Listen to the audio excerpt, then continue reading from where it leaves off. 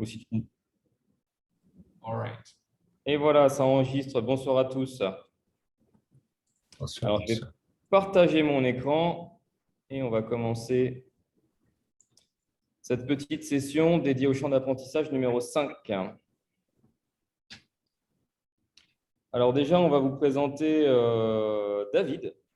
Donc David qui est avec nous ce soir depuis Mayotte. Donc David, c'est un ami et collègue à moi avec qui on a travaillé des années ensemble. Et on a la chance qu'il soit spécialiste de plein d'activités et puis très intéressé par la musculation. Donc, il a accepté de participer à notre communauté. On est très content de l'accueillir ce soir. Tu parlais même d'un couteau suisse en EPS, c'est dire. Exactement. J'aurais pu préparer un petit post-it pour vous dire tout ce que savait faire ce garçon, mais je ne l'ai pas fait. Il sait faire vraiment plein de choses. Moniteur de plongée, moniteur de trapèze, moniteur de lutte, moniteur de boxe, et j'en passe et j'en oublie certainement. Donc, c'est un vrai couteau suisse. Allez, c'est parti. Donc, comme on le fait d'habitude, Jim, on va commencer donc par notre petit fil rouge. Donc, qui pour Claire, qui est nouvelle ce soir, en fait, à chaque session de notre communauté, nous avons choisi de présenter des émotions de sport. Donc, on a des collègues avec nous qui nous envoient des petites vidéos et qui nous les commentent. Donc, ce soir, on avait l'émotion de sport de Paola, donc qui n'est pas avec nous. Donc, je pense qu'on va la garder pour le prochain coup. Mais en revanche, on a l'émotion de sport de David. Donc, je vais la diffuser et David va nous en parler juste après et nous expliquer pourquoi ça l'a fait vibrer, cette petite vidéo. Un peu long, je ne sais pas si tu vas tout mettre, mais… On va tout mettre 13 minutes, c'est long. Hein. Ouais. Alors, la qualité n'est pas super bonne. Bon, ça, tout simplement, je vais en parler pendant ce temps. Hein. C'est donc un des combats phares.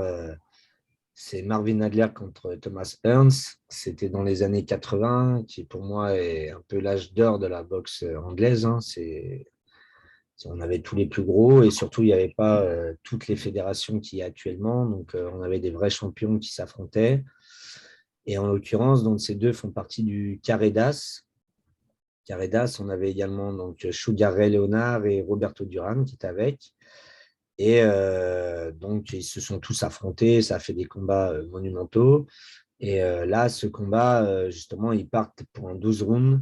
Le premier round, là, on voit comment ils partent. On sait qu'ils ne vont pas finir de toute façon les 12 rounds. Et donc, du coup, c'est ça, c'est que là, juste le round numéro 1 a été élu le round du siècle précédent. Là. Et bon, ils y vont non-stop, quoi. Et c'est deux grandes stars de la boxe. Marvin Adler, qui est décédé l'année dernière. Et quelle qui culotte, reste avec, Marvin Adler? Comment? C'est quelle culotte? C'est le bleu, crâne rasé. Et Thomas Hearns, c'est le grand longiligne, là, qui a une très bonne allonge. Bon, les deux sont des machines à KO, hein, et ils ont gagné un nombre incalculable de combats par KO. Et Marvin Adler détient toujours, donc là, c'est les poids moyens, et il détient toujours dans cette catégorie le plus grand nombre de victoires par KO. C'est ce qui t'a donné envie de faire de la boxe? Non, pas spécialement, mais ouais, c'est un des combats phares après avoir commencé la boxe, où je me suis beaucoup intéressé, et c'est un des combats qui m'a le plus plu après. Mais c'est pas forcément le combat qui m'a donné envie de faire de la boxe directement. Oh, tu peux nous spoiler quand même, spoil-nous, qui a gagné? Alors, le gagnant, c'est Marvin Adler, au 3e round par KO, justement. Non, je vais Et avancer un peu, c'était on va pas voir. gagné, parce que c'était pas gagné. Voilà, là, il commence déjà à tituber, là, donc… Hop. Ah, Et voilà. là, ouais. Voilà. Voilà. Ok, David, merci beaucoup. Pas de souci. Je Merci regardais ce pour cette combat petite là. émotion du sport. Mais Donc à voir. Et Claire, tous les combats du Carredas sont vraiment impressionnants. Sympa à Claire, voir. puisque tu viens de nous rejoindre ce soir, si ça te dit, donc tu peux nous envoyer ton émotion de sport ou nous la présenter via notre petite page de la communauté. Donc je te montre rapidement, nous avons une bibliothèque. Dedans, nous avons un dossier partagé. Tu peux rentrer dans ce petit fichier et nous présenter ton émotion de sport comme l'ont fait pas mal de collègues lors des 6 sessions précédentes. Et tu peux OK? aller voir ce que proposaient les collègues aussi. C'est toujours très intéressant de voir la diversité des choses qui sont proposées. C'est vraiment super. D'accord. Bien. Donc, on va enchaîner tout de suite. Et aujourd'hui, on va parler du champ d'apprentissage numéro 5. Juste une Alors, question je pour vais- Claire. Claire, c'est quoi ta spécialité? Ou si tu en as une ou plusieurs? Non, enfin, avant, je faisais de la gymnastique et j'ai fait du cyclisme. D'accord. OK, super. Alors, je vais m'adresser à Laurent et Claire, puisque vous êtes deux ce soir à nous avoir rejoints. Je voudrais savoir un petit peu pour vous ce qu'est ce champ d'apprentissage numéro 5, ce que ça vous évoque, si c'est pratiqué dans votre établissement. À vous, dites-nous tout.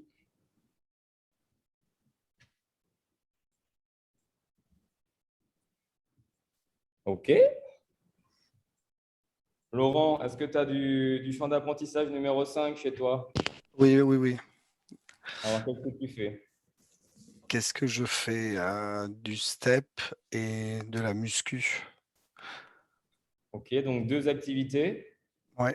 Bon. Comment ça se Enfin, passe? pour la musculation, voilà, on commence en général en première et après, c'est plutôt mon collègue qui s'en occupe en terminale. Mhm. Et pour ce qui est du step, voilà, enfin, c'est moi qui suis dessus en général. Ça dépend des années, mais voilà, cette année, c'est moi. Et c'est quelque chose qui se D'accord. fait depuis longtemps ou alors est-ce que le distanciel vous a mis un petit coup de fouet sur ces activités? Non, non, dès que c'est sorti, on l'a intégré. De toute façon, elle est sortie, elle était obligatoire. Donc, elle a été, dès qu'elle a été, le champ d'apprentissage de 5 est sorti, les activités étaient obligatoires, non? Si je ne me trompe pas. Alors, on ne va Oui, pas empiéter sur ce que dit David, mais normalement, c'est tout à l'heure, obligatoire. il sera intéressant de voir un petit peu de quel matériel vous disposez. Mais je pense que David vous posera la question tout à l'heure. C'était ma question aussi un peu pour Laurent. Vous avez une salle de musculation ou Pas pas du tout. Alors, grand-chose? Pas on travaille essentiellement avec tout ce qui est des bandes. Après, on n'a pas justement toutes des haltères, tout ça. On a des petites haltères, mais on est sur un travail de renforcement musculaire avec du matériel. Voilà, Petit on a matériel, on va dire. des TRX, voilà, des bancs, et voilà. D'accord. Ok. Et toi, Claire, alors, est-ce que vous avez du champ d'apprentissage numéro 5 chez toi ou pas, sur Agadir?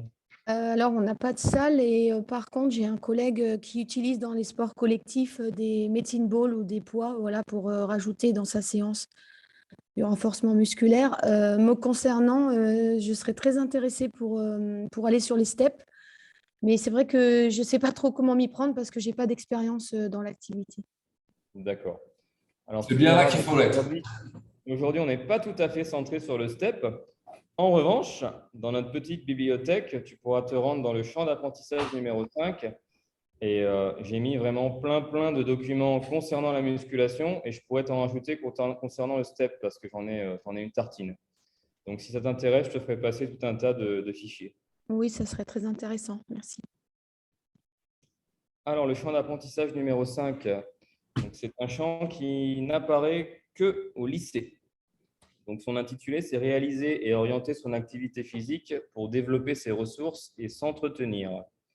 Donc, les activités qui appartiennent à ce champ d'apprentissage, c'est la course en durée, la musculation qui va nous intéresser aujourd'hui, le yoga qui a fait son apparition à l'école il y a pas si longtemps que ça, à la natation en durée et le step. Alors, je vais céder la parole à David. Pourquoi, David, est-ce que tu peux nous expliquer un petit peu pourquoi le champ d'apprentissage numéro 5 est intéressant et pourquoi est-ce qu'on doit le programmer maintenant en EPS? Alors, je trouve que justement, ça change vraiment des autres champs d'apprentissage. C'est que là, on part vraiment sur un concept de projet d'entraînement pour l'élève qui doit construire justement lui-même sa démarche d'entraînement, sa démarche, c'est faire des choix d'objectifs finaux et mettre en place tout son projet jusqu'à la fin, qui est un peu différent justement des autres champs d'apprentissage. On a l'habitude de nous-mêmes enseignants gérer l'apprentissage jusqu'au bout et que les élèves apprennent les compétences vraiment sportives. Et je trouve, quoi, bon, et autres, mais voilà, plus par rapport au sport, alors que là, au champ d'apprentissage 5, voilà, on va plus être centré sur l'élève. L'élève va devenir acteur et responsable de son apprentissage. Et voilà, c'est un peu ce qu'on a mis sur la pancarte là. Voilà, Donc, qu'ils on deviennent est vraiment sur acteurs, l'autonomie d'élèves, responsables. Et voilà, la mise en ça projet, va, sur ça le va être développement de soi. leur donner les clés et les outils en fait pour apprendre, quoi. Tout simplement pour s'entraîner eux-mêmes. Et voilà, globalement, pour faire un petit résumé. Donc, on essaie de montrer aux élèves que via ce champ d'apprentissage, on vise le fait d'être en bonne santé, d'être en forme, d'être détendu, de développer ses ressources. Et ce qui est très intéressant dans ce champ d'apprentissage numéro 5, c'est l'idée d'entraînement. C'est l'élève qui va lui-même construire son projet d'entraînement, on le verra tout à l'heure, vis-à-vis d'un projet qui lui correspond. Donc, on verra, il y a 3 formes différentes d'entraînement et c'est l'élève qui va lui-même choisir ce qu'il souhaite faire. Donc, c'est vraiment intéressant. C'est quelque chose d'assez nouveau en EPS qu'on n'avait pas auparavant.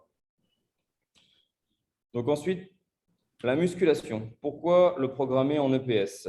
Donc, comme on le disait tout de suite, ça permet à l'élève de devenir acteur et responsable de son entraînement. Il va être notamment amené à faire des choix sur ses objectifs, sur ses séances, sur les appareils qu'il souhaite utiliser. Il va chercher à développer la connaissance de soi, de ses possibilités, de ses émotions. Il va énormément travailler sur son ressenti, ce qu'on fait un petit peu déjà dans des activités comme le demi-fond en collège, où on va énormément chercher à travailler sur le ressenti, sur la respiration, sur le rythme cardiaque. Pourquoi programmer la musculation? C'est quelque chose qui a été beaucoup fait lors de la période Covid qu'on vient de traverser, lors de l'enseignement à distance notamment. C'est quelque chose qu'on pourrait être amené à refaire. Donc, la musculation, ça peut être un levier pour travailler avec les élèves à distance. Et c'est vrai que dans l'enseignement à distance, on s'est souvent retrouvé confronté à des choses qu'on faisait pour la première fois en distanciel. Et c'est vrai que si le step, par exemple, ou une musculation sans forcément les deux matériels peuvent être déjà faits à l'école, c'est sûr que lorsqu'on passe en distanciel, c'est forcément moins problématique. Et lorsqu'on avait évoqué avec David et Mallory ce champ d'apprentissage, il est vrai qu'on note souvent, et notamment au collège, un rapport à l'effort qui est souvent altéré. Ça veut dire une difficulté à se mettre en position d'effort si elle n'est pas motivée par un aspect très ludique, que ce soit courir après un ballon ou un jeu, etc. Alors que là, avec ce champ d'apprentissage, on est vraiment sur un travail d'aspect à l'effort en rapport à soi, en fait, sans forcément percevoir un enjeu ludique derrière. Et je ne sais pas, David, mais je ne crois pas qu'il y ait d'autres champs d'apprentissage qui abordent l'effort sous cet angle-là, en fait. Non, pas autant en tout cas. Là, c'est vraiment justement, il va falloir interpréter ses sensations, interpréter sa forme physique, tout ça pour être justement, essayer de construire au maximum un entraînement qui va être adapté à soi et qui va être le plus optimal possible. Et pour rejoindre ce que tu disais, David, il est vrai que ce qui est intéressant, c'est cette idée de parcours qu'on essaye de développer en pédagogie et dans les autres disciplines. Encore une fois, l'EPS peut être un fer de lance parce que c'est vrai qu'en musculation, les parcours sont adaptés aux capacités de chaque élève. Les compétences sont les mêmes, mais le parcours est en soi différent. Et c'est très porteur, en fait. Alors ensuite, donc pourquoi programmer la musculation? On vous a mis un petit point par rapport à l'institution. Donc, comme tu le disais tout à l'heure, Laurent, dans un premier temps, c'est quelque chose qui est obligatoire et de plus en plus plébiscité par nos inspecteurs pédagogiques. Donc, c'est vrai que sur Mayotte, David pourra le confirmer, on a eu pas mal de visites d'IPR et c'est quelque chose qui revient très régulièrement dans les discours. L'idée de programmer le STEP et la musculation, c'est de plus en plus plébiscité. Et ensuite, on se disait avec Jim que travailler sur la musculation en EPS, ça pouvait être très intéressant pour aborder l'interdisciplinarité, notamment avec les profs de SVT, travailler sur le corps, sur le fonctionnement des muscles, etc. Donc voilà ce qui pourrait nous amener à programmer la musculation dans nos cycles d'EPS. Je me permets David. parce que moi, on a déjà eu des élèves qui se retrouvent avec des courbatures et qui allaient à l'infirmerie parce que Les courbatures, pour eux, c'était nouveau, quoi. Ouais, Donc, c'est vrai. Et puis, lorsque le prof dit, ouais, regarde, là, on va travailler le quadriceps, les élèves, le quadri quoi. Donc, c'est vrai qu'il y a des passerelles qui sont à faire, les tendinites, à quoi ça sert l'échauffement, etc., etc. Ça permet de donner du sens aussi à l'activité ensuite. Tout à fait. clairement. Allez, David, Donc, la musculation, exactement, souvent, déjà, c'est déjà casser un peu la représentation qu'on a ou les a priori qu'on a. C'est pour ça que je vous ai mis, c'est déjà pas de l'haltérophilie ou du bodybuilding. C'est souvent ça qu'on a dans la tête. Il y a surgonflé, plein de produits qui poussent la fonte de partout. Donc, il va falloir déjà créer voilà, Arnold Schwarzenegger, exactement. Mais voilà, il va falloir créer une rupture à ça. La musculation, c'est pas ça. Déjà, la musculation, c'est justement plutôt un moyen d'arriver à un objectif personnel, comme j'ai mis là, qui peut être lié au sport, améliorer, je ne sais pas, un geste sportif. Donc, il va falloir déterminer les muscles qui rentrent en action et on va essayer de développer ces muscles-là pour améliorer ce geste sportif.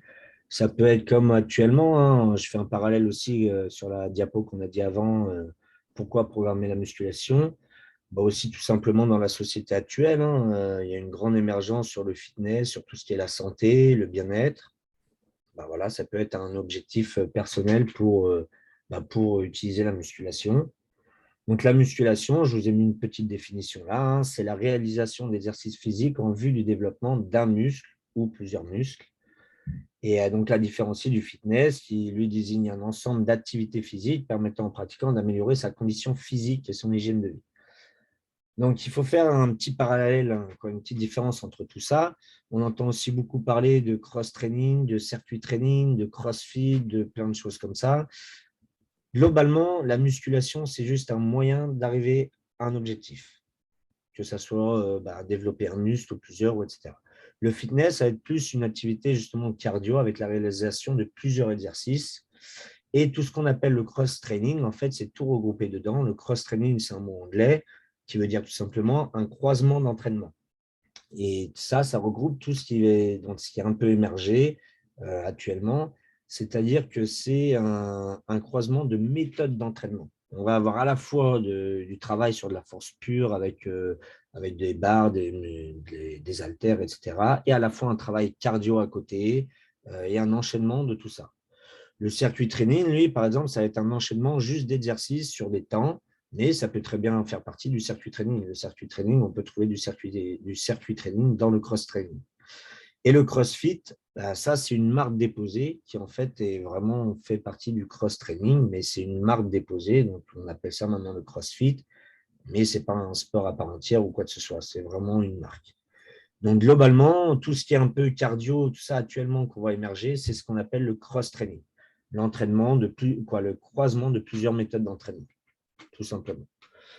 Donc, tout ça, c'est vraiment à différencier avec nous, avec ce qu'on appelle la musculation scolaire, qui pour moi, c'est comme j'ai dit tout à l'heure, c'est de donner des outils, des clés pour pouvoir s'entraîner. On a une séance, un cycle de 10-12 séances à peu près. On ne va pas changer qui que ce soit. Ce n'est pas parce qu'il aura un objectif puissance qu'il va devenir surpuissant ou un objectif de perte de poids qu'il va réussir à perdre de poids avec une séance par semaine. Ça, c'est impossible. Par contre, ça va être ça l'enjeu. Ça va être de donner les petites clés, les petits outils de comment s'entraîner, de laisser de la liberté au fur et à mesure à l'élève pour qu'il construise vraiment sa séance complète et qui, à la fin, soit complètement autonome pour s'il veut faire chez lui plus de séances, plus de trucs. Voilà, il sait comment y arriver. Exactement. L'idée, Voilà. c'est vraiment de donner les clés pour pouvoir les réinvestir dans sa vie future. Aller à la salle de sport, etc. Donc, je vous ai mis ensuite, l'entrée dans l'activité va être un peu déterminante. En effet, tout de suite, ça va être pour casser ce rythme, cette représentation d'haltérophilie, de bodybuilding, tout ça. Souvent, c'est sympa de rentrer par des petits circuits training, par des petites activités un peu fun, du travail en groupe. Avec un travail en groupe, les élèves, justement, ils sont déjà un peu plus… ils se lancent un peu plus dans l'activité, ils ont moins peur du regard des autres, ils sont avec les copains, tout ça. Et tout ça va faire que ça va être un peu… ça va se passer un peu mieux, quoi. Et on va vite casser, justement, le soulever des poids, ça va être autre chose. Surtout si on part sur du circuit training sans poids. Là, déjà, on va pouvoir repérer un peu des profils. Donc, des profils, justement, de gens qui vont vouloir, eux, justement, pousser le plus lourd possible. ou ceux qui vont vouloir déjà perdre peut-être un peu plus de poids ou avoir plus de l'esthétique ou des choses comme ça. Donc là, on va pouvoir déjà repérer un peu tout ça. Et dans la musculation scolaire, ce que je trouve vraiment très important, c'est voilà, valoriser le progrès. C'est-à-dire que même, c'est pas parce que l'élève va soulever le plus lourd qu'il doit avoir la meilleure note ou quoi que ce soit. Au contraire, si quelqu'un d'autre choisit un objectif de tonification qui va partir à fond et qui va faire toutes ces petites séries comme il faut en respectant ses temps de travail, bah là, déjà, il aura compris. Donc là, on peut l'encourager. Voilà. Alors, rentrer dans l'activité, c'est intéressant. Laurent, est-ce que tu peux nous en parler un petit peu? Comment adhèrent les élèves? Est-ce que tous les élèves adhèrent à l'activité? Est-ce que c'est plus une activité connotée pour les garçons? Est-ce que les filles adhèrent? Moi, les filles adhèrent. Alors, l'expérience que j'en ai, c'est vrai que c'est les garçons et filles, finalement, tu t'aperçois que moi aussi, j'avais un peu cette idée. Et en fait, ils se motivent les uns les autres. Alors, moi, je travaille sur le gymnase. Donc, c'est un gymnase de 20 par 15. Et là, je mets différents petits ateliers. Et par groupe de deux, ils vont tourner. Et voilà, donc après, sur chaque atelier, ils ont une fiche. Comme ça, c'est assez rigolo. Ils apprennent aussi tout ce qui est enfin, tout ce qui est les groupes musculaires. Et en même temps, il y a un exercice référencé. J'ai vu je crois que c'était la photo suivante. Moi, Ouais. j'ai exactement ça, c'est-à-dire que tu dois avoir tout Ouais. un descriptif aussi avec voilà, les ateliers, on va dire l'exercice qui correspond au développement du triceps en fonction de si tu as du matériel ou si tu n'as pas du matériel. Et c'est vrai que voilà, c'est par rapport à j'ai reconnu par rapport à cette photo de gauche là. Mm. Et donc par rapport à ça, moi j'ai monté alors le cycle sur les premières, il était relativement rapide. Je suis resté sur 6 ou 7 séances, mais c'est vrai que l'investissement des élèves, il est important. Et tu t'aperçois qu'effectivement, ils reprennent j'ai des élèves qui ont, fait les exercices à la maison. D'autres qui, du coup, ça leur a plu, par petits groupes, ils sont partis s'inscrire à une salle de sport aussi. Parce que justement, ils sont sur cette démarche de dire: «Je fais à mon niveau». Je suis pas il y a pas nécessairement la compétition, mais ils perçoivent qu'ils sont vraiment à s'investir en fonction de leurs aspirations et ainsi, par rapport aussi à leurs capacités exactement, où est-ce qu'ils en sont, quoi.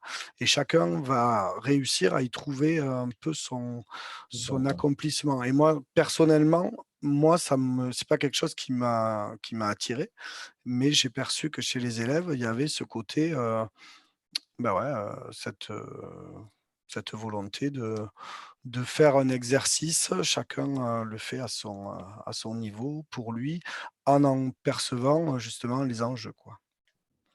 Donc, c'est une activité qui prend bien. Moi, c'est vrai que j'ai jamais Mmh. enseigné cette activité, mais tous les collègues avec qui j'ai pu en parler me disent qu'au premier abord, on a du mal à se lancer dans cette activité musculation, ça fait un peu peur. Et finalement, c'est une activité qui prend toujours bien, à la fois chez les garçons et les filles. Moi, Donc, c'est le temps. franchement, faut Voilà, pas moi, hésiter à se sur le lancer. temps de pratique, moi, j'étais. Donc, je reviens là-dessus. Je vais devoir partir.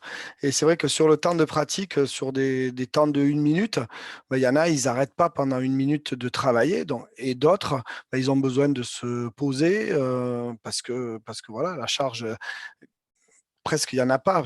C'est essentiellement du travail avec leur corps et la pesanteur. Mais voilà, certains, ils vont faire que peut-être 2, 3 répétitions. D'autres, ils vont partir sur quelque chose de plus engagé, plus sportif. Et la différence, elle se fait là, mais c'est pas quelque chose qu'eux, ils vont mesurer enfin, moi, j'ai la chance d'avoir les élèves, ils sont pas dans cette compétitivité là-dessus, quoi. Voilà, ils se sont investis par rapport aux exercices, par rapport le fait de localiser les muscles. Certains, voilà, le lendemain, ils ont mal à des muscles, ils ne savaient pas qu'ils existaient jusque-là, quoi. Et c'est ça qui est intéressant. C'est un peu la découverte de son corps ou la redécouverte de son corps. Alors justement, donc une question que l'on peut être amené à se poser pour se lancer dans l'activité musculation, c'est quel est le matériel nécessaire et le budget nécessaire. Donc, vas-y, David, je te laisse la parole. Donc, comme je vous ai mis un peu ici, hein, c'est l'objectif, si on part sur une salle de musculation, c'est d'essayer d'avoir au minimum un appareil par groupe musculaire, mais le mieux, c'est quand même au moins 2 par groupe musculaire. Un appareil, ça va fonctionner. Le problème, c'est que ça va générer beaucoup de temps d'attente. Donc après, il va falloir mettre en place justement des choses comme le cross-training, où on va mettre pendant les temps de repos des phases corde à sauter, des phases de gainage, des phases de choses comme ça. Et ça va changer un peu par rapport à de la musculation pure avec matériel. Bon, voilà, pour éviter les temps de repos, les temps trop longs d'attente, bah, ça serait de mettre justement au moins 2 appareils par groupe musculaire. Donc, je vous ai mis un peu, hein, juste pour voir un peu les petits groupes musculaires qu'on peut globalement reprendre, qui sont les épaules, le dos, les pectoraux, abdos, bras. Alors, j'ai mis avant-bras, celui-là, on peut aussi le passer, hein, ça dépend. Et globalement, les membres inférieurs. Après, on peut rentrer vraiment dans le détail un peu de partout. Mais voilà, globalement, c'est les gros groupes musculaires qu'il faut retenir pour le travail. Niveau machine, on a des machines justement qui vont pouvoir faire beaucoup de choses. Comme là, je vous ai mis, alors je n'ai pas la main sur la souris, mais un peu en haut, là, le vis-à-vis poulie, qui fait globalement tout le haut du corps. C'est pas mal, mais ça va revenir au même. Si on achète un vis-à-vis comme ça qui est complet, ben, ça veut dire qu'il y aura un élève qui travaille et que les autres vont attendre pendant longtemps à côté. Donc, il va falloir trouver d'autres choses. Le mieux, comme j'ai dit, c'est d'avoir au moins 2 appareils par groupe musculaire et pas de tout englober si possible. Voilà. Maintenant, il faut, comme j'ai mis, il faut aussi préférer des machines guidées parce que niveau sécurité, c'est bien mieux. La machine guidée, je vous en ai mis une en bas, là, par exemple, un développé couché. Celui-là, il y a des crans d'arrêt à chaque fois. On sait que si c'est lourd, c'est guidé. Donc déjà, il n'y a pas de changement au niveau des épaules. On travaille forcément David, dans que tu nous l'axe. dises, une Oui. machine guidée, donc c'est une machine qui est équipée de rails ou de crans de sécurité. Voilà, de Donc, ça rails veut et de dire crans de qu'on sécurité. n'a pas uniquement l'action du corps qui intervienne sur la machine, mais on a toujours une sécurité en cas de problème, hein. C'est ça, hein. Voilà, exactement. Et surtout, tu travailles forcément dans l'axe. Et les machines guidées, en général, sont un peu justement aidées sur la charge, quoi. Tu vas partir de ton axe de travail qui va être sécuritaire pour aller jusqu'à un autre axe de travail qui va être sécuritaire, quoi. Tu ne vas pas être en dépassement à chaque fois. Et voilà, tu as des Bien crans avec ces d'arrêt, tu peux machines t'arrêter guidées, tout le temps. notamment, c'est qu'au début, quand on a des élèves qui sont complètement débutants, on a un petit peu moins l'appréhension de la sécurité liée aux élèves qui sont en sécurité, qui sont par heure. Ça veut dire que Voilà, là, s'ils se loupent, la machine assurera elle-même la sécurité. C'est voilà, vraiment ça qui est intéressant. c'est ça. Donc voilà, alors j'ai mis en dessous un petit budget, mais c'est vraiment indicatif puisqu'on trouve des machines donc, à tous les prix. Voilà, en moyenne, si on veut monter une salle dans un nouveau bahut, qu'on a un peu de budget, il faut compter bien 20 000 euros pour une salle correcte avec justement 2 appareils par groupe musculaire. Et puis bon, après, on peut monter un peu plus, hein, mais voilà, le minimum, il faut compter 15-20 000 euros pour une salle. Donc, Claire, ce qu'on voulait vous expliquer, Jim, David et moi, c'est que ce budget de 20 000 euros pour se lancer dans l'activité muscu peut faire peur au départ, mais mine de rien, lorsqu'on se lance dans l'activité muscu et qu'on va dépenser ça une fois, ces machines ont une durée de vie de 10 à 15 ans. Donc, normalement, c'est un investissement qui est important pour une année, mais ensuite, il n'y a plus d'investissement nécessaire par rapport à cette activité. Voilà. Et on verra aussi après d'autres logiques de travail sans matériel aussi ou du petit matériel qui coûte bien moins cher. Mais voilà, dans l'idée, ça, voilà, 15-20 000 euros pour une salle. Alors Claire, tu es toute seule avec nous maintenant, donc si tu as des questions ou des choses sur lesquelles tu souhaiterais avoir des éclaircissements, des choses que tu ne comprends pas, n'hésite pas à intervenir et à nous Ok, poser. merci. Merci, je suis là pour vous écouter, donc j'écoute. Merci. C'est gentil, je te remercie. Allez, on passe à la suite. Donc les Bon, spécificités de l'activité. ça, c'est un peu ce qu'on disait, hein, tout à l'heure, de casser les représentations. Voilà. C'est une activité qui provient du champ des pratiques sociales et extrascolaires. Donc, c'est comme on disait, on va donner des clés pour l'élève pour qu'il puisse s'entraîner en fait en dehors de l'école et avoir tous les outils en main pour ne pas se blesser et s'entraîner comme il faut. Une activité donc scolaire en rupture avec sa pratique sociale de référence, c'est ce qu'on disait, casser l'idée du bodybuilding, ne pas faire d'haltérophilie ou de bodybuilding, qui est un sport à part entière, mais non, on va se servir de la musculation pour atteindre un objectif. Et donc, casser aussi ça, le fait qu'on entend souvent la musculation empêche la croissance. Bon, c'est complètement faux. Le basket ne fait pas des grands ou quoi que ce soit, donc c'est un mythe, mais ça n'existe pas. Comme tous les sports, si on le fait à haut niveau et à grosse échelle, ça peut avoir des répercussions, mais c'est comme tous les sports, quoi. Gymnastique, si on en fait à haut niveau, pour l'avoir testé un peu, bon, bah, on a des petits problèmes de croissance après, mais voilà, c'est vraiment un vieux sport poussé et c'est comme dans tous les sports, quoi. Dès qu'on pousse un sport, ben, il peut y avoir des conséquences, mais ça ne va pas être la pratique scolaire du tout qui va changer quoi que ce soit à la croissance de nos élèves. Alors, on va parler maintenant de la logique d'enseignement de cette activité, donc qui est l'essence qui va nous permettre d'animer nos séances. Voilà. Donc là, pour moi, il y a vraiment deux logiques, hein. C'est soit une logique où on se base sur le pourcentage de l'ARM, donc l'ARM, c'est ce que j'ai mis, la charge maximale, ou une logique qui va être pilotée plutôt par les sensations. On verra après, où là, c'est plutôt sans machine ou petit matériel.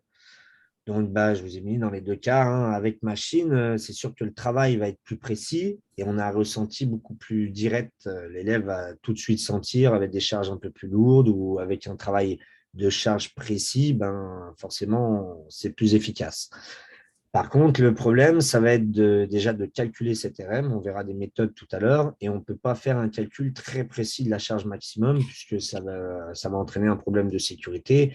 On ne peut pas prendre avec des élèves qui sont peu entraînés ou voire pas du tout entraînés, faire de la charge max à 100%, directement, c'est impossible.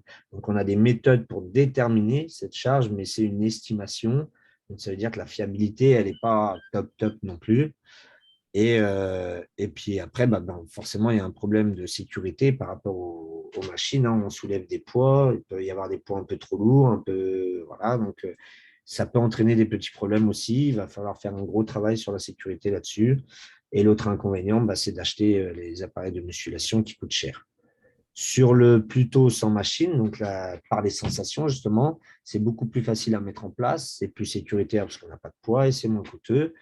Par contre, en obstacle, c'est ça, c'est qu'il va falloir construire ce répertoire de sensations. On va le voir un peu après. Et ça, c'est très difficile puisque ça va être un ressenti chez l'élève à analyser. Et bon, c'est pas forcément fiable non plus. Ça va engendrer un gros travail derrière. Alors, donc on vous disait tout à l'heure qu'il y avait 3 motifs de pratique, 3 mobiles de pratique, c'est-à-dire pourquoi est-ce que l'élève doit s'engager dans un cycle de musculation, qu'est-ce qu'il souhaite en faire? Alors là, j'ai bien précisé que c'est en pratique de musculation scolaire. Et il va falloir aussi casser un peu les représentations là-dedans, c'est-à-dire que là, on a regroupé ça en gros en 3 mobiles. Mais si on veut, même dans le mobile 1, il peut déjà y avoir au moins 2 ou 3 autres mobiles, en fait. Il peut y avoir de la force pure, de la force vitesse, etc., de la force explosive. Pareil sur les autres, la tonification, on peut avoir perte de poids, on peut avoir s'affiner, on peut être tonique. Et ça, c'est des méthodes d'entraînement qui sont complètement différentes. Mais globalement, dans le milieu scolaire, voilà, quand on va parler de puissance, ça va être gagner en force pour accompagner un projet sportif, mais c'est surtout une recherche de ce que j'appelle la force vitesse, qui est plutôt sur l'explosivité. Pourquoi? Parce que avec les élèves, comme j'ai dit tout à l'heure, on ne va pas pouvoir travailler sur de la vraie charge max et un vrai gain en force en musculation. Ça va vouloir dire travailler à minimum 95% de la charge max, voire 100 et voire plus avec une aide derrière à plus de 100%, mais c'est beaucoup trop dangereux pour des élèves qui ne sont pas préparés physiquement. Donc, c'est pour ça qu'on s'oriente en scolaire sur de la force vitesse. On recherche donc de l'explosivité plutôt. Le mobile 2, là, ça va être donc la tonification, ce qu'on appelle l'endurance de force, où là, voilà, globalement, ça va être plus être de l'affinement et être plus tonique. C'est-à-dire qu'on va chercher un travail un peu cardio, des contractions assez répétées, mais d'intensité modérée. Voilà. On ne va pas être sur de la perte de poids vraiment, même si les élèves, il y en a beaucoup qui vont parler de ça, mais on ne va pas être sur de la perte de poids vraiment, puisqu'il va falloir des séances beaucoup plus longues. On le verra tout à l'heure aussi, c'est ce que j'appelle la fréquence, c'est-à-dire des séances un peu plus régulières dans la semaine, un peu plus de séances justement qu'une, et bon, un travail un peu plus long que ça va dépendre, mais 1 heure et quart, des fois 1 heure et demie avec l'installation, ça va dépendre de si le matériel est tout installé ou pas. Le troisième mobile, donc c'est ce qu'on appelle le volume musculaire. Alors là encore, il y a ce qui va être plutôt esthétique, ce qui va être l'hypertrophie, il y a plein encore de volumes là-dedans. En général, on dit qu'on fait du volume, c'est-à-dire qu'on va essayer de faire gonfler un peu les muscles, on va viser l'hypertrophie musculaire, même si on n'y arrivera jamais en 12 séances. Mais voilà, c'est donner les billes pour essayer d'atteindre ça. Alors, sans vouloir Voilà. faire de généralité, on a très souvent les garçons qui s'engagent sur des mobiles de prise de volume et de puissance, et très souvent les filles qui s'engagent sur la tonification et la perte de poids. Alors, donc, David, comme tu le disais tout à l'heure, on avait une importance capitale des consignes de sécurité dans cette activité. Voilà. Alors, donc, On est-ce en que a tu veux mis le faire, plusieurs David, là. ou j'enseigne comme tu veux? Oui, bah, je peux le faire si tu veux, hein. On en a mis plusieurs là. Là, je vais les lire ici rapidement, mais après, j'expliquerai un peu globalement. Donc, on a mis attention lorsqu'on charge et on décharge les barres. Effectivement, toujours à deux, puisque déjà, il y a des problèmes en soulevant les poids. Donc, il vaut toujours mieux être à deux et pas se casser le dos en essayant de charger le poids où on veut, quoi. Réaliser son exercice avec des partenaires prêts à intervenir. Donc là, pareil, même si on a une machine guidée qui va nous aider pour l'axe, c'est toujours mieux d'avoir quelqu'un derrière qui va justement, s'il y a un problème, pouvoir bloquer directement la barre sur l'écran et on va pouvoir sortir. Donc, c'est ce qu'on a appelé le rôle du pareur. Maintenir les courbures de la colonne vertébrale à des amplitudes acceptables. En général, on va toujours avoir un 7 heures de travail sur les articulations. Il ne va pas falloir justement dépasser ces articulations, que ce soit sur la colonne ou les autres articulations. Si on en va trop loin, on va attaquer justement plutôt, on va se faire mal un peu au tendon, on va se faire mal à d'autres choses et ce n'est pas bon. Le but, ce n'est pas de compenser avec d'autres muscles, ça va être vraiment de travailler sur un muscle précis, sur des petites amplitudes. On le verra tout à l'heure aussi. Éviter la flexion du tronc qui inverse la courbure lombaire. Donc ça déjà, la position, hein, donc il va falloir faire un gros travail sur la position de gainage pour que les élèves comprennent que quand on travaille en musculation, globalement, il faut toujours être gainé au niveau du cœur, contracter les abdominaux et le carré lombaire qui fait que ça va justement maintenir notre colonne vertébrale dans le bon axe et on va avoir une compensation solide du tronc pour justement fixer le travail sur un muscle précis. Flexion des genoux et des hanches pour maintenir la colonne le plus droit possible. Bon, c'est la même chose, je l'ai dit tout à l'heure, quand on va charger, il va falloir baisser sur les jambes pour récupérer son poids et travailler et pas se baisser justement en avant comme on voit souvent. Placer la charge le plus près possible du cœur. Voilà, plus je vais être loin, plus ça va être difficile et je vais compenser justement par d'autres muscles. Donc, il faut justement travailler avec le muscle proche du corps et aller le charger sur la barre. Bien inspirer lorsqu'on lève la charge pour mieux répartir les contraintes sur toute la hauteur du tronc. Alors là, ça va être justement un travail sur la respiration qu'il va falloir faire avec celui d'après, souffler de l'effort, ne pas travailler en apnée. Donc déjà, jamais bloquer sa respiration en musculation. Et ça va être justement, on va souvent souffler, on dit, sur la contraction musculaire et inspirer au moment de relâchement. Voilà, globalement, ça va être ça. Ça va dépendre aussi un peu des exercices, un peu plus précisément, mais globalement, c'est ça. Renforcer de façon régulière la ceinture abdominale et les lombaires. C'est ce que j'ai dit, ce qu'il va falloir faire un gros travail aussi de gainage pour compenser justement avec la ceinture abdominale et les lombaires. Et globalement aussi, on aurait pu rajouter de faire un travail général musculairement, c'est-à-dire pas s'axer par exemple 15 séances sur biceps, triceps et rien travailler d'autre. Il va falloir travailler justement musculairement sur le corps en général. Et bien réaliser un échauffement, donc avant le travail, justement, passer d'un échauffement bien général à spécifique. Ça peut être au début justement sur un circuit training pour activer le système cardiovasculaire. Et après, partir sur du spécifique, ça peut très bien être avec soulever des barres, par exemple, sans charge au début, mais pour bien refaire le geste, pour habituer déjà les muscles au geste qu'on va faire. Je sais que j'ai eu fait, moi, ça en lycée professionnel aussi. En musculation, on faisait à chaque fois qu'on arrivait sur l'atelier, donc c'était après un échauffement général complet et un peu plus spécifique, chaque fois qu'ils arrivaient sur l'atelier, avant de faire l'exercice et de charger avec les poids, ils devaient faire 10 répétitions sans charge. Sans charge, quoi, juste avec la barre ou voilà, le minimum de charge pour juste déjà travailler sur le geste et habituer le muscle à voilà, lui dire que on va travailler et qu'après on va pouvoir charger. Et là, Voilà. donc, David, pour compléter un petit peu ce que tu dis, notre rôle de professeur de PS est très important sur ces passages, ces moments sans charge. C'est le moment où on va circuler un petit peu partout pour essayer de corriger les postures. Parce que si l'élève a une mauvaise posture et qu'il met la charge, c'est là qu'on risque vraiment d'avoir des blessures par la suite de la séance. Voilà. Et tu fais bien de parler de posture, c'est là où je voulais en venir aussi. Sur les machines, on a toujours comment dire, un mode de travail dessus, un espèce Une de, espèce de mode d'emploi, en fait, hein. ouais, de mode d'emploi, voilà. Et ça, c'est très important de bien lire les modes d'emploi, de bien regarder le travail et de l'expliquer aux élèves, parce qu'on va avoir une posture à avoir, on va avoir un travail, comme je disais, sur un axe musculaire qu'il ne va pas falloir dépasser pour pas justement se blesser. Et ça, il faut vraiment faire un gros travail là-dessus. Voilà. D'où l'intérêt de faire des premières séances avec des petites charges en prenant vraiment le temps de travailler sur ces postures. Alors, Alors Claire, là, on rentre un peu plus dans le corps du sujet, justement. Ça, c'est les grands principes des séances. Alors, je vous ai mis les définitions. Donc, le nombre de répétitions, correspond au nombre de fois où on réalise un exercice dans une série. Voilà, j'ai fait une série de 12 répétitions, j'ai fait 12 fois l'exercice. Voilà, ça me fait une série, mais j'ai fait 12 répétitions à l'intérieur. Le nombre de séries correspond à l'ensemble des répétitions sans repos pour un exercice de musculation.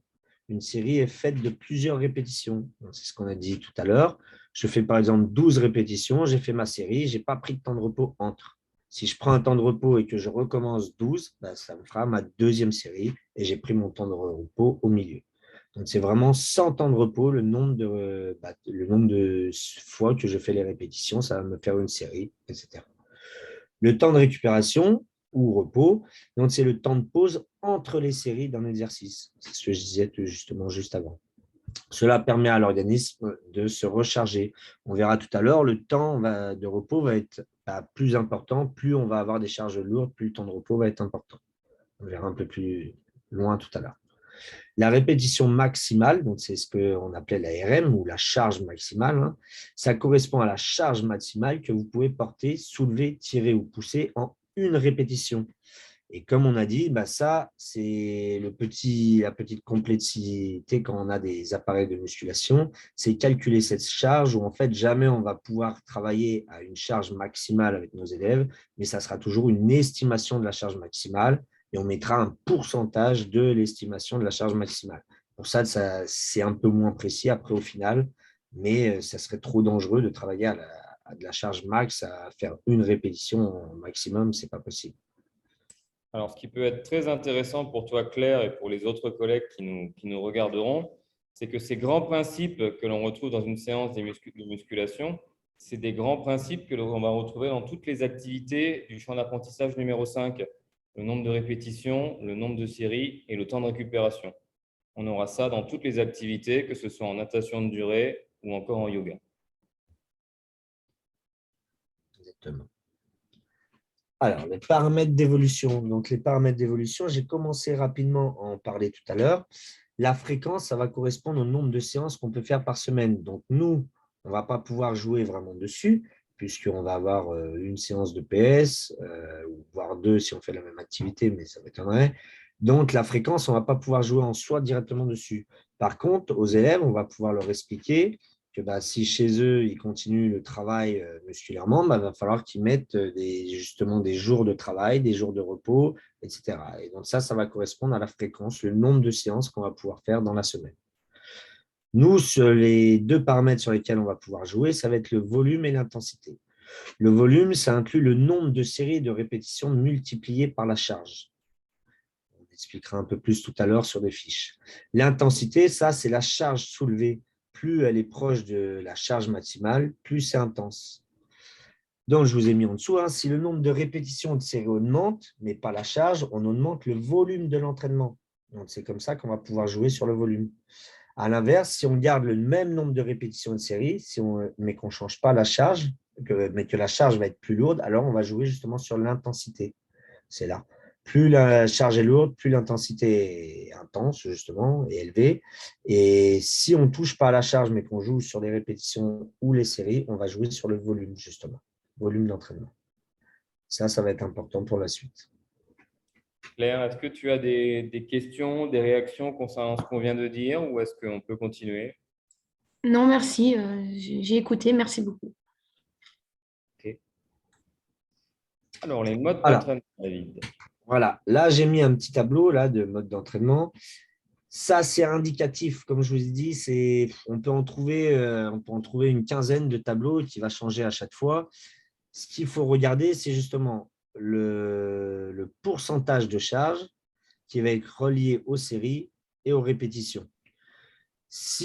Alors, on dit que pour le volume, justement, ça va être entre 65 et 75% pour une volume en hypertrophie. Attention, puisque dans le volume, je vous ai dit, il y a on peut décliner plusieurs mobiles et ça va changer. Mais globalement, entre 65 et 75% de la charge max, on va commencer à travailler sur de l'hypertrophie et on va jouer là-dessus. C'est-à-dire que plus ici, mes répétitions vont être élevées, plus ma série ici va être basse. Si je prends 12 répétitions, je vais plutôt être à 3 séries. D'accord ? Et là, la charge, ça va être en fonction de l'élève. En fonction du ressenti de l'élève, bien sûr, au début, on va plutôt commencer à 65% et on va essayer de monter un peu les charges ici. Et à l'inverse, plus je vais être dans les répétitions, je vais être petit, plus je vais baisser. Si je suis à 8 répétitions, je vais augmenter ma série. Je vais monter ici ma série. Et là Et encore, pareil au notre niveau du rôle de ressenti. professeur est très important, puisque les élèves vont avoir tendance à penser que pour travailler sur du volume, il faut mettre de fortes charges. Or, finalement, on est plutôt sur des Non. charges qui sont relativement basses. Voilà, relativement légère.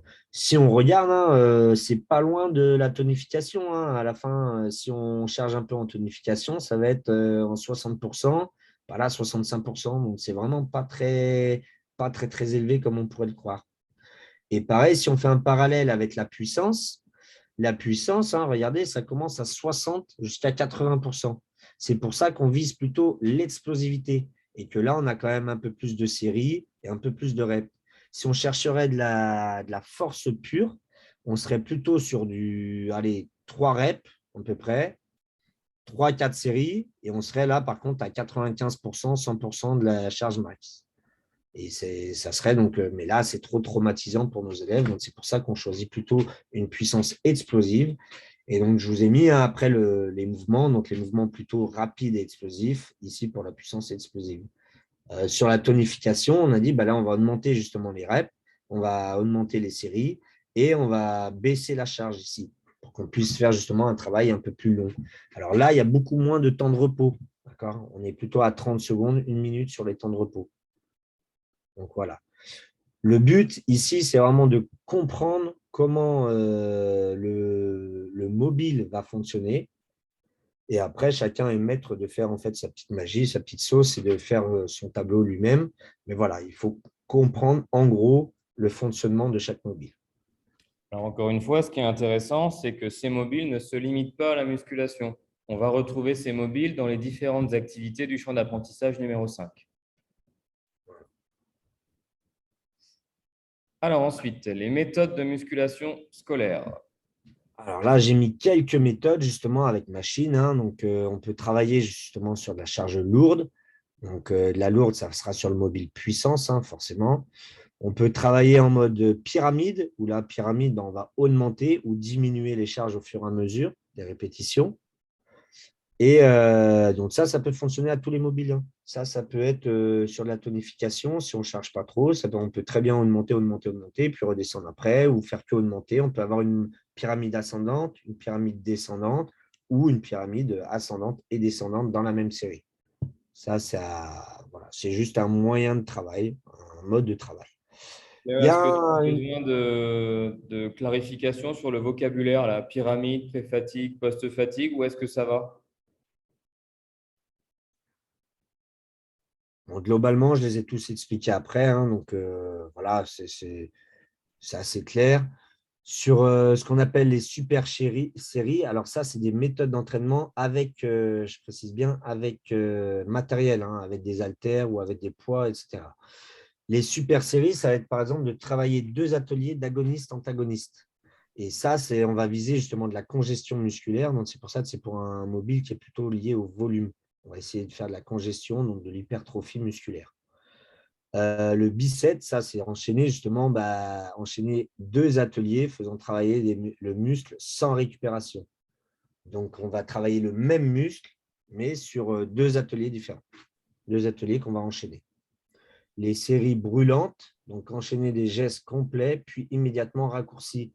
Donc, ça va être travailler sur une grande amplitude et très vite passer à une toute petite amplitude et essayer de le faire le plus vite possible. Et on a une sensation justement plutôt de brûlure. Et donc, c'est pour le volume encore, hein, pour travailler de l'hypertrophie. La méthode bulgare, donc là, c'est un peu plus compliqué aussi, c'est enchaîner des répétitions à une charge lourde. Oh, il y a mon Siri qui se met en place. Enchaîner des répétitions à une charge lourde et des répétitions à une charge légère. C'est-à-dire que je vais faire, par exemple, dans ma série, bon, là, je dis un peu n'importe quoi, mais si je vais faire, par exemple, 5 reps, alors non, ça serait plutôt 3-4 reps à charge très lourde. Et après, je vais faire 5-6 reps à charge plutôt légère, voire 10 reps à charge légère, tout de suite derrière. Et après, je vais prendre mon temps de repos. Et ça, on va développer plutôt la puissance. Tout ce qui est statodynamique, donc c'est l'isométrique plus le concentrique. Alors ça aussi, on peut travailler sur de la puissance. Bon, c'est un peu tous les mobiles, hein, ça l'enchaînement des deux, on dit que c'est plutôt de la puissance, mais on peut le faire un peu sur tous les mobiles suivant comment on charge derrière. Mais en gros, ça va être qu'on va être sur un régime donc isométrique, ça veut dire qu'on ne bouge pas.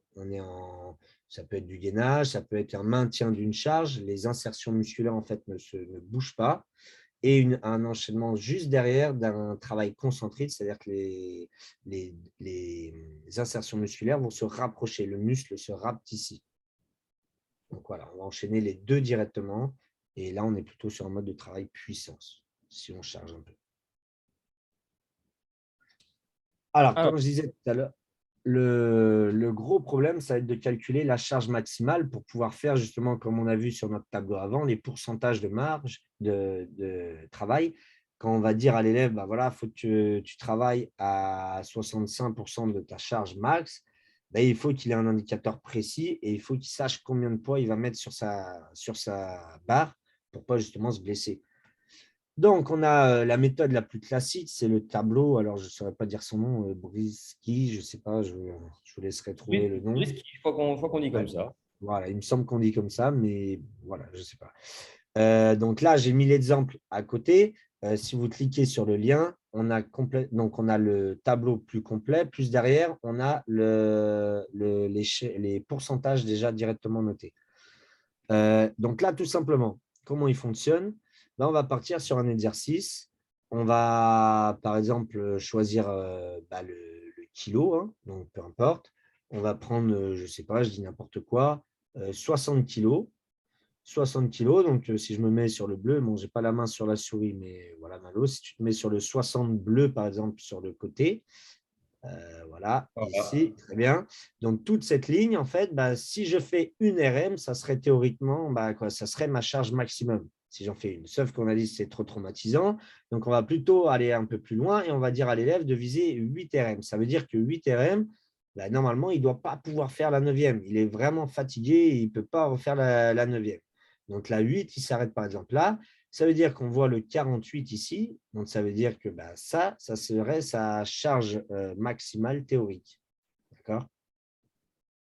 Est-ce que ça va pour tout le monde? Moi, ça va. Jim, ça Et va?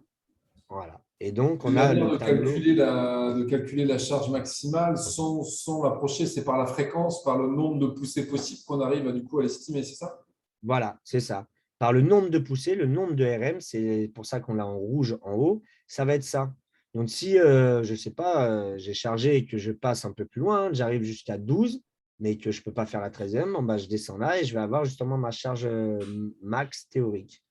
Donc, c'est ce qu'on dit, c'est une estimation. D'accord. Voilà. Ça veut dire, par exemple, si tu as une barre qui est chargée à 43, si le gamin en fait 11, ça veut dire que sa charge maximum, c'est 60. S'il en fait 15, ça veut dire que sa charge maximale est 70, etc. C'est ça?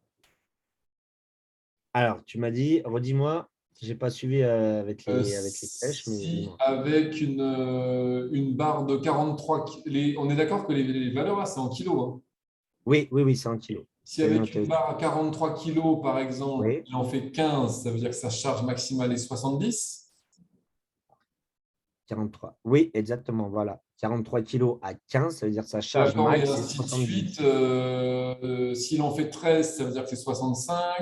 S'il Voilà, en fait 12, etc., etc. Et s'il en fait voilà, 6, c'est 50. OK, exactement. C'est ça. Voilà, complet. tu as compris le tableau. Et donc, après, on a un deuxième tableau qui va avec, où là, cette fois, il y a tous les pourcentages par rapport à la charge max. Je vous ai mis donc aussi au-dessus, alors si tu peux revenir sur celle d'avant, je vous ai mis donc d'autres méthodes. Maintenant, il y a des méthodes un peu plus simples, des fichiers Excel, donc j'en ai mis 2. Alors, ouais, si on peut les ouvrir, très bien, qui sont assez simples. Par exemple, voilà, calculer le 1RM et il faut mettre la répétition. Donc là, en fait, en dessous du calculer le 1RM, si tu vois, Malo, voilà, regarde, si tu cliques sur le calculer une RM, non, à côté là, dans charge, voilà, celui-là. Si tu mets là, par exemple, je ne sais pas, 45 kilos, tu cherches 45 kilos, tu mets rempli à côté ton nombre de répétitions, je sais pas, voilà, 3, tu rentres, voilà, ça va te donner directement ta RM théorique maximum, c'est basé sur le tableau qu'on a vu tout à l'heure, et directement les pourcentages de charge en dessous. Donc ça, c'est intéressant, c'est un peu plus rapide aussi, il y a un peu moins de système d'erreur pour les élèves. Donc voilà. Et on peut donc naviguer comme ça c'est pas mal. Voilà. Le deuxième que je vous ai mis, le deuxième que j'ai mis, lui est un peu plus précis, mais un peu plus compliqué, c'est-à-dire qu'il va falloir aussi rentrer les charges. Par exemple, là, on a mis poids de la barre 20 kg. Là, il va falloir changer les poids de la barre et la charge qu'on met dessus. Par exemple, il va falloir connaître tous les poids de chaque barre. Si on met 30 kg de barre, bon, ouais, là, je crois qu'il faut enregistrer le fichier pour pouvoir modifier. Mais en fait, il va falloir connaître toutes les poids de barre sur chaque atelier, rentrer le poids de la barre et rentrer la charge qu'on place. Et donc là, c'est un petit peu plus précis. Bon, voilà. Donc, Le les petits fichiers premier, automatiques, on vous les a mis sur la bibliothèque, hein. Vous voilà, pourrez il les faudra les retrouver. télécharger, on peut les tester dans tous les sens. Et voilà. Il y a aussi, donc, c'est ce que j'ai mis après, il y a des applications. Il suffit d'aller sur n'importe quel Android ou Apple, l'Apple Store ou n'importe quoi. On tape calcul de l'ARM, on a tout de suite des applications qui le font aussi en directement, qui suffit, comme le fichier un peu avant, il suffit de rentrer le poids de la barre, le charge qu'on a mis dessus, et tout de suite, ça nous donne l'ARM ou les pourcentages derrière. Donc, ça améliore un peu le travail, ça facilite un peu le travail. Ensuite, Voilà. donc David vous a proposé un exemple de cycle de musculation sur 12 séances, donc il va nous présenter très rapidement et ce tableau sera également disponible dans notre petite bibliothèque. Donc là, pareil, c'est vraiment un exemple. C'est ce que moi, je fais assez régulièrement quand je fais de la musculation. Faut comprendre le principe là-dessus. Alors, j'ai des trucs devant. Le principe, ça va être vraiment de laisser de plus en plus de liberté à l'élève. C'est ce qu'on nous demande, c'est qu'à la fin, en fait, si on regarde un peu la séance 10, il doit faire les choix sur tout. Il fait les choix sur ses groupes musculaires, sur ses séries, sur ses répétitions, sur les intensités de charge, sur tout. C'est-à-dire qu'il doit créer sa séance directement. Il arrive, il choisit tout.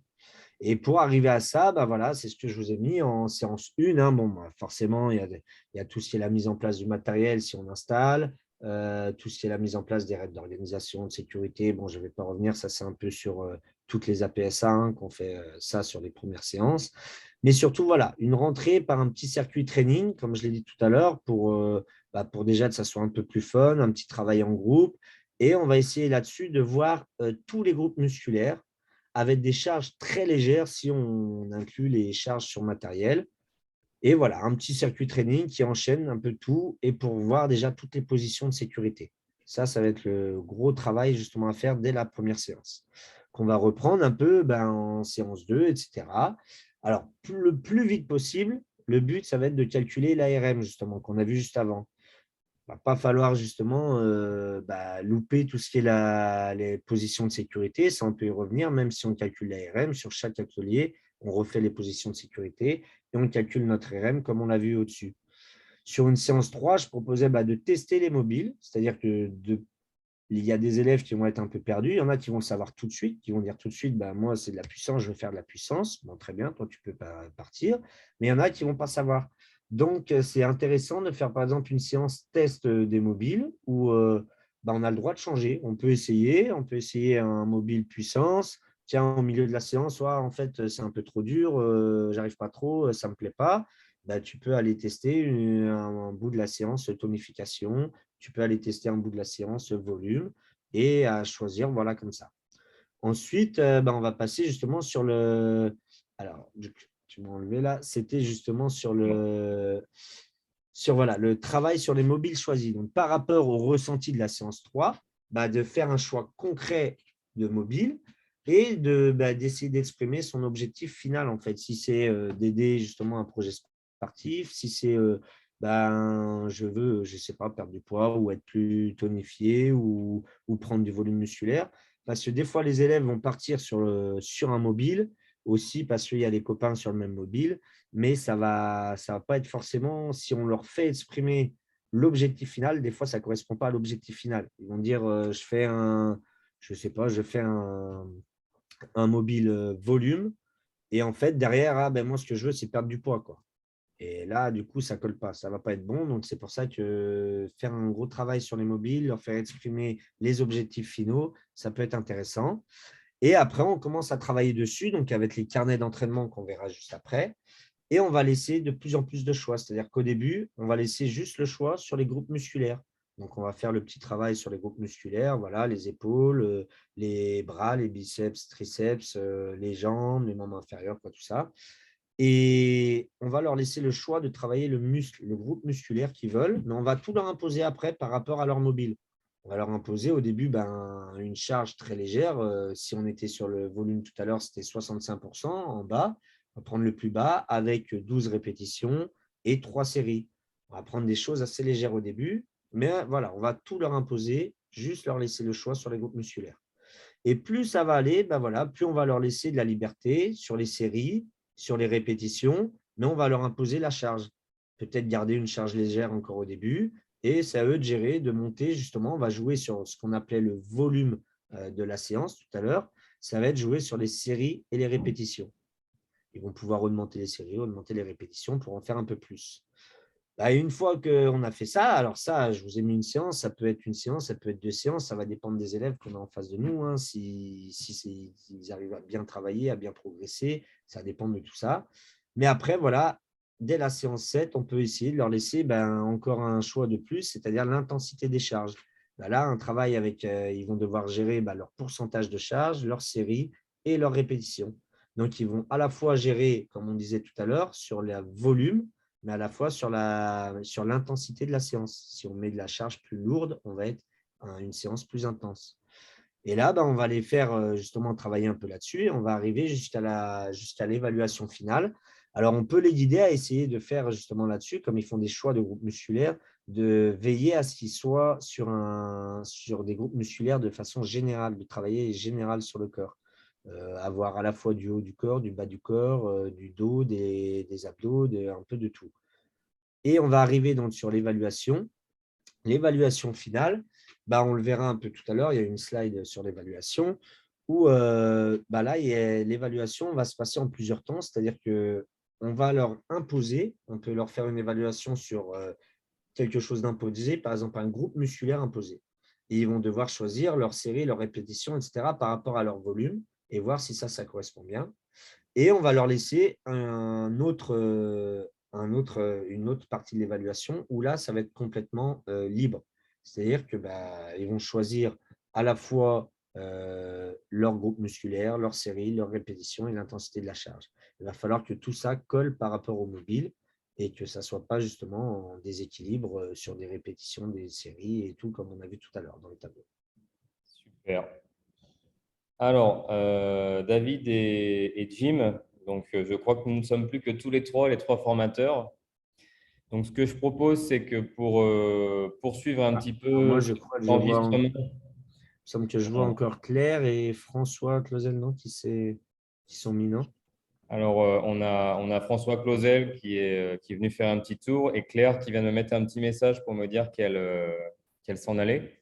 Ah, ok. Du D'accord. coup, on n'aura plus que des membres formateurs. Donc, ce D'accord. que je vous propose, c'est qu'on détaille un petit peu les slides suivantes, qu'on explique un petit peu ce qu'on y trouve, de façon à ce que les collègues qui vont nous regarder via la plateforme Cifadis un petit peu plus tard puissent comprendre un petit peu ce qu'on trouve dans les prochaines slides. Ok. Donc, je Alors, proposais ensuite le carnet d'entraînement, justement. Donc, j'ai expliqué que le carnet d'entraînement, ça doit être un guide pour la séance, c'est-à-dire qu'il doit être très simple, très facile à remplir et très indicatif. Donc là, celui que je vous ai mis, le premier, c'est celui qu'on utilise ici à Mayotte, hein. Donc, il est assez simple, d'accord? On ne rentre pas forcément dans des gros détails. Mais voilà, globalement, c'est un carnet qui est déjà tout fait, hein. Il suffit d'imprimer toutes les pages, on les plie en deux, et d'un côté, on a la page 1, de l'autre, la page 2, etc., etc. Quand toutes les séances sont notées, il suffit de mettre la date, d'entourer ici son mobile, donc puissance, volume, tonification, et de mettre les exercices. Alors pareil, au début, comme je l'ai dit, ça peut être imposé par l'enseignant. Et plus ça va être lui qui va devoir, ça va être l'élève qui va devoir choisir tous les groupes musculaires, l'exercice, etc.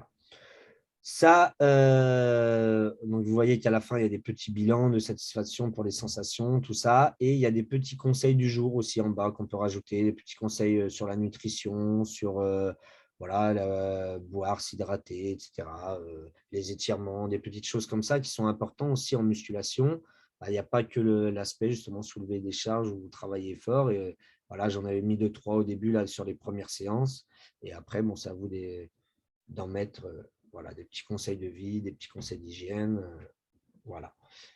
Le Donc, les collègues, deuxième, vous pourrez bien sûr retrouver donc, cet exemple de cahier d'entraînement dans notre bibliothèque. voilà. Le deuxième carnet, donc, qui est un peu plus précis. Deuxième carnet un peu plus précis, où là, justement, on va demander un peu plus de choses aux élèves, notamment les groupes musculaires, il va falloir bien noter comme il faut ici.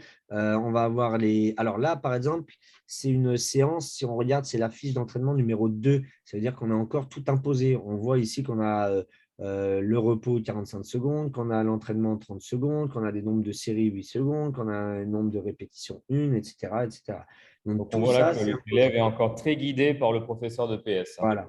Là, on voit que la charge, c'est 70% du max. On voit, voilà, l'élève a juste à remplir et c'est quasiment tout préparé, tout mis en place. Ça, donc, je vous ai mis à la fin aussi, tout à la fin de la présentation, un petit lien sur un Padlet là, qu'on a, je vous ferai voir, où on retrouve voilà, le Padlet EPS musculation, là, où dessus, il est très complet et c'est là où on retrouve tout le carnet d'entraînement un peu plus complétifié et on peut voir sur le carnet d'entraînement, là, voilà, carrément des carnets d'entraînement spécifiques au mobile. Si on descend un peu, on a carnet d'entraînement volume, on a carnet d'entraînement, alors juste à côté, voilà, ici, carnet d'entraînement tonification, voilà, le rose là au milieu. Alors ça, c'est super intéressant parce que c'est Voilà, vrai on qu'on a a toujours vraiment beaucoup de mal à savoir ce que les élèves doivent vraiment mettre dans ces cahiers d'entraînement et ça vous donne vraiment des idées. Voilà, et très complet. Donc, ce petit Padlet là est très, très intéressant. Donc, on a, voilà, au début, tout ce qui est en bleu, c'est tout ce qui est sur les connaissances, les fiches infos sur la tonification, le volume, la puissance. Comme je vous ai dit, il peut y avoir plein de tableaux différents. Donc, on va les retrouver des différents ici, des explications. Au milieu, on a tous les carnets d'entraînement. Et après, on va avoir des propositions de différents niveaux. Par exemple, si je prends, bon, là, c'est les fils vite, mais le Mountain Climber, celui-là, on va avoir plusieurs niveaux différents. Niveau 1, niveau 2, niveau 3, etc., qui sont toutes décrits. Et pareil sur les machines, on a pas mal de choses. Donc, il est très intéressant ce petit site-là. N'hésitez pas à aller voir. Il y a plein d'infos à prendre. Une ressource très riche pour nous. Voilà. Ok. Donc ensuite, On Donc vous a après, on avait proposé, justement David et l'évaluation. moi, une petite évaluation donc, que vous retrouvez également dans la bibliothèque. Et on souhaitait vous parler ensuite d'une autre logique, c'est-à-dire la musculation sans matériel, dont nous parlait un petit peu tout à l'heure Laurent Poulou de l'Espagne. Donc, je Voilà. te laisse détailler un Donc, petit peu ça, David, pendant quelques minutes. ouais. Donc là, bah, du coup, voilà, c'est une logique donc, sans machine qu'on disait qui est plutôt basée sur les sensations, d'accord, à faire développer chez l'élève. Donc là, on peut avoir, donc c'est ça, c'est pas sans matériel, hein, c'est sans machine parce qu'on peut quand même travailler avec du petit matériel très intéressant, tout ce qui est banc ou tout ce qui est les plinths, les cubes en gym, les petits haltères, les élastiques. Tout à l'heure, Laurent nous parlait de TRX. Donc c'est TRX, c'est une marque, mais une marque déposée, mais c'est ce qu'on appelle les centres de suspension. On peut faire beaucoup d'exercices dessus, tout ce qui est les kettlebells, les choses comme ça. On a donc une logique centrée sur les sensations. Une logique permettant de travailler aussi sur les 3 mobiles. C'est pas souvent, on a l'impression que si on fait sans matériel, on va pouvoir travailler que la tonification. Alors non, pas du tout. On peut travailler donc en puissance, on peut travailler en volume et on peut travailler en tonification. On a 2 formes de travail. Alors, c'est ce que j'explique un peu après. C'est soit on va définir le circuit training et on laisse la liberté sur la difficulté, comme on a pu voir sur les fiches un peu juste avant, sur le petit Padlet, là, différents niveaux de difficulté pour le même exercice, mais on va imposer tous les exercices du circuit training. Ou autrement, justement, on va laisser le choix aux élèves de faire leur circuit training. Et j'ai mis un peu des exemples plus tard. Là, on verra un peu plus loin dans les slides après. On va regarder, donc si tu peux mettre la slide d'après Malo, s'il te plaît. Voilà. Donc, comme je disais, c'est un travail basé sur les sensations. Donc là, je vous ai mis un petit tableau par rapport au mobile, d'accord, sur le côté, les sensations qu'on peut avoir. Donc, on peut avoir pendant l'exercice ou qu'on peut avoir à l'issue de l'exercice, à la fin de l'exercice. Bon, je vous laisserai le regarder. Voilà, les sensations de congestion pour le volume, tout ça. Bon, voilà. J'ai mis le petit tableau ici à essayer de faire développer chez l'élève. Et ça va être ça la difficulté sur un travail sans matériel, d'essayer de Exprimer ses faire, sensations et son ressenti. voilà, d'interpréter les sensations chez les élèves. Ça va être très compliqué. Voilà. Alors là, voilà, le travail sans machine. Donc, on va avoir, ça, c'est comme tout à l'heure, je vous ai présenté des méthodes de travail avec appareil. Là, ça, c'est des méthodes de travail justement sans appareil. Donc, le but, ça va être de définir un WOD, justement, le Work of the Day. C'est le cœur de la séance. Ça va être vraiment donc, quelle méthode d'entraînement on va utiliser dans notre cœur de séance. Donc, on a avant, bien sûr, l'échauffement, tout ça, il n'y a pas de souci. Ça, c'est vraiment le cœur de séance. Donc, on va avoir différentes formes, ce qu'on appelle le AMRAP, le EMOM, le Tabata, le Round, le Four Time, le pyramidal, où on a encore des circuits. Donc là, je vous ai expliqué un peu ici globalement. Peut-être, bon, si on aurait eu du monde, ça aurait été sympa d'avoir des questions pour expliquer un peu plus. Mais bon, voilà, si je prends le premier, le AMRAP, le temps est défini et le but est de faire le maximum de tours dans le temps imparti. Le temps de récupération est choisi par l'élève. Donc, on a un temps de travail et le but, ça va être de faire le maximum, par exemple, de tours si c'est un circuit, ou de tours de l'exercice en soi, etc., par rapport au temps imparti. Et toutes ces petites David, choses peuvent un tour, être très c'est… intéressantes dans le cadre de l'enseignement à distance. Ça peut être des méthodes de travail qu'on peut développer même derrière une webcam. Oui, une fois que l'élève s'est approprié justement ces petits systèmes, ça va être facile de travailler pour lui. Chez lui, ça, c'est des petits circuits déjà tout faits, quoi. Pas des circuits, mais des méthodes d'entraînement, justement, pour mettre en place des circuits derrière. Et ça, donc forcément, comme tout à l'heure, le professeur va définir au début, il va dire, OK, aujourd'hui, le WOD, on va faire le AMRAP et on va faire 3-4 AMRAP d'affilée avec tant de temps de repos au milieu. Et voilà, on va tout définir, le temps de travail, etc. etc. Au fur et à mesure, on peut laisser du temps dans le AMRAP de la liberté à l'élève qui définisse son temps de travail, tout ça. Et au final, le but, c'est d'arriver, une fois qu'on a vu un peu toutes les méthodes d'entraînement, de laisser à l'élève le choix de ces méthodes d'entraînement, s'il préfère faire 3 circuits Tabata ou s'il préfère faire des circuits pyramidales, s'il préfère voilà, il va choisir sa méthode d'entraînement pour sa séance. Vas-y, Jim, excuse-moi, je t'ai coupé. Un tour, ça correspond à quoi finalement? C'est un Alors, circuit qui englobe quel type d'activité? Donc, bah, là, on va mettre la slide après. Là, maintenant. Justement, j'ai proposé, parce que je savais que ça allait être un peu…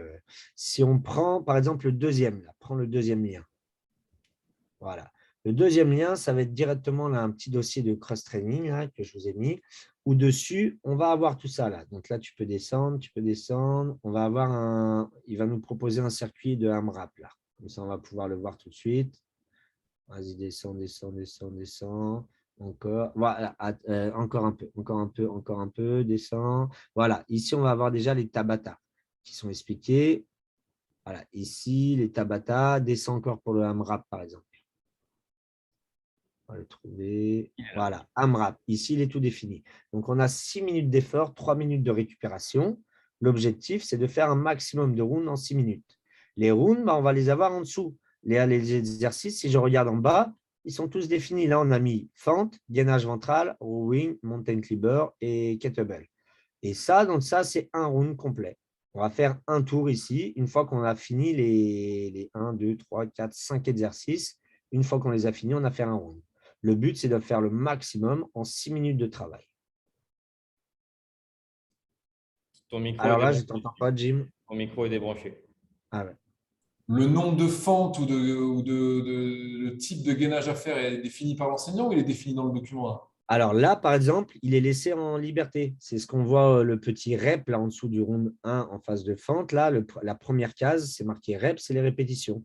Donc là, ça va être à lui de définir ici. Mais au début, on peut très bien tout imposer. On va imposer tout complet. Alors pareil, ça va être par rapport à certains niveaux. On peut mettre par rapport au niveau 1, par exemple, nombre de répétitions visées, on le voit sur le tableau au-dessus, niveau 1, etc. Si on revient juste avant la Malo sur la slide, justement, le premier petit au début, la fiche d'exercice avec différents niveaux de réalisation. Donc voilà, ça par exemple, c'est un petit répertoire d'exercices avec différents niveaux possibles. Par exemple, niveau 1, vert, descendre 45%, 45 degrés pardon, pour les squats. Niveau 2, jaune, 90 degrés, etc. Ce que je dois faire, ça, c'est tout expliqué. Donc, l'élève, par exemple, dans le cas d'avant, va choisir son niveau, va choisir combien il pense faire de répétitions et il va faire son round complet. Et donc, on prend la pause après le round complet. Et le but, en 6 minutes, c'est d'en faire le maximum dans le AMRAP. Après, il y a différentes